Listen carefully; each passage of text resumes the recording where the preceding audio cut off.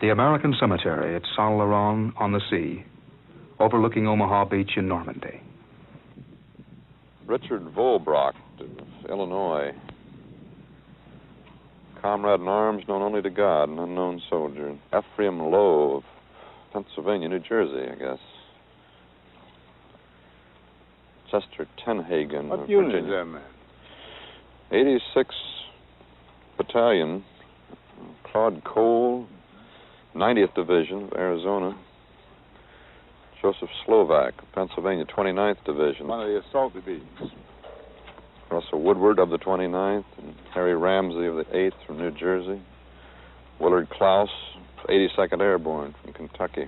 Oh, yes. I think there's some 9,000 boys who fly here. I guess most of the casualties from D-Day are here at Saint-Laurent, overlooking Omaha Beach. All except those that were taken home, you know. About 60% of them were taken home. They're identifiable. Yes. And of the unidentified, there are some here, and then there are the names of the missing, of course, in the monument. Yes. And, of course, all the unidentified are here.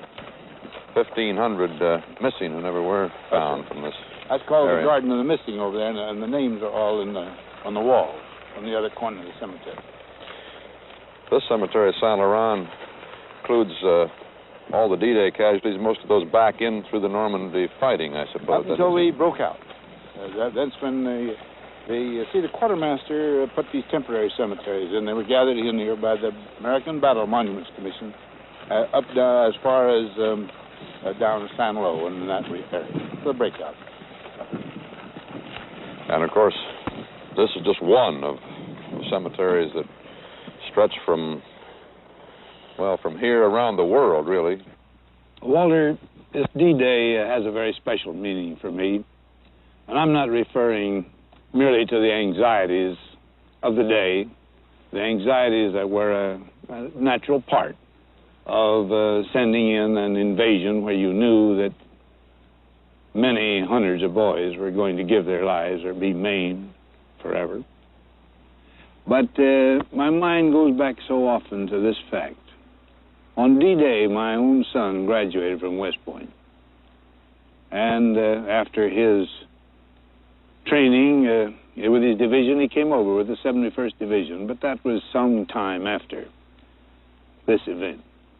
But on the very day he was graduating, these men came here, British and our other allies, Americans, to storm these beaches for one purpose only, not to gain anything for ourselves, not to fulfill any ambitions that America had for conquest, but just to preserve freedom, systems of self-government in the world. Many thousands of men have died for ideals such as these. And here again, in the 20th century, for the second time, Americans, along with the rest of the free world, but Americans had to come across the ocean to defend those same values. Now, my own son has been very fortunate. He has had a very full life since then. He is a father of 4 lovely children that are very precious to my wife and me. But these young boys, so many of them, over whose graves we have been treading, looking at, wondering and contemplating about their sacrifices, they were cut off in their prime.